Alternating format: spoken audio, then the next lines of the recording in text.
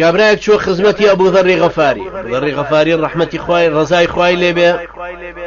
ئەبوو ذەڕی غەفاری ڕەزای خوای لێبێ سەحابی پێغەمبەری نازدارە عەلەیهی سەڵات وەسەلام کە دەرهەقی فەرمووی: ما أقلت الغبراء ولا أظلت الخضراء من رجل أصدق من أبي ذر. لم سرزمينيا لشرم آسمانيا هيج كسيق نيا راست قوتر بيه لأبو ذر غفاري.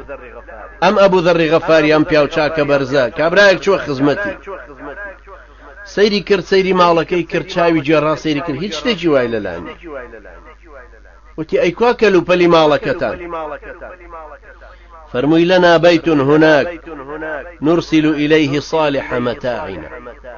مالكي ترمان لولا هيا أوشتاني كتشاك بن أينيرين بو أوي كابرا سري بعد ويشتيقيش زاني مبستكي لولا لروج قيامته هي إيرشي مبستي جياني دنياي. أميري مسلمانان سيصدر همي بونار بو أبو ذر بۆ ئەوی کە پێداویستەکانی جێبەجێ بکات. ئەبوو ذەر سەیرێکی پارەکەی کردوتی ڕەحمەتی خوای لێبێ عەبدێکی تری لە من لاوازتری نەدۆزیەوە بیداتێ بۆچی وا ڕووی کردوتە لای من.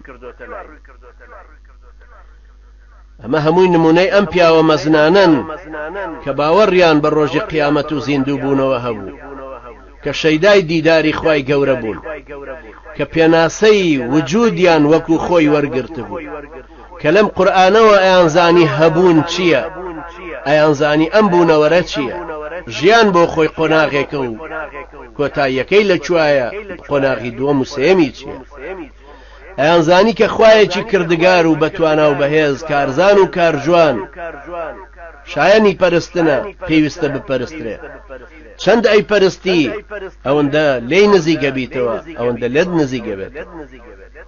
ئەم سەحابیە بەڕێزانەی بەردەستی پێغەمبەر صلی الله عليه وسلم هەمووی کەڵە پیاوی مێژوو دەرچوو هەر یەکێک لەوان کە بوو بەوالی لە وڵاتێکە ئەبینی کاریگەری لەسەر پەروەردەی هەموو وڵاتەکە هەبوو.